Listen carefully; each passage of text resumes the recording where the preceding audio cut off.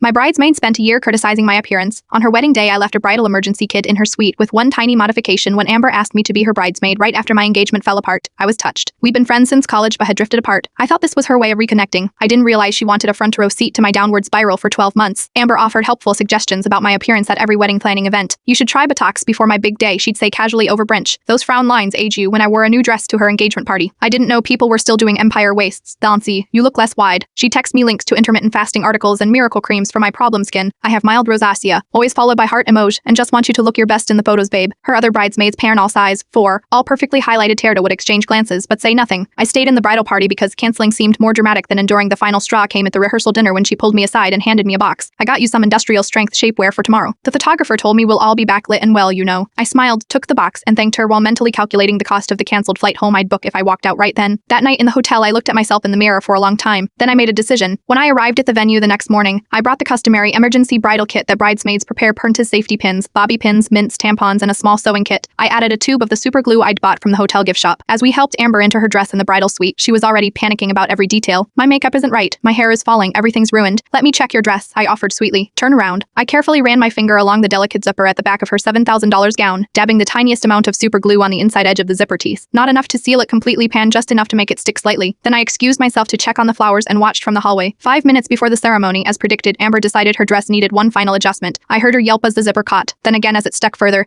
then a full scream as it jammed completely, parent halfway unzipped, with her strapless barrel fully visible and the bodice structure compromised. Her mother rushed in, the wedding planner frantically tried to fix it. The photographer documented the entire meltdown, parent Amber sobbing that she couldn't walk down the aisle looking like this. No one suspected sabotage. Zippers catch all the time, Hyalin. When someone's been stress-eating cake tastings for months while insisting her bridesmaids maintain photo-ready bodies. The ceremony started 40 minutes late. Amber walked down the aisle with an emergency sewn closure and her mother's shawl draped artfully over the back of her dress.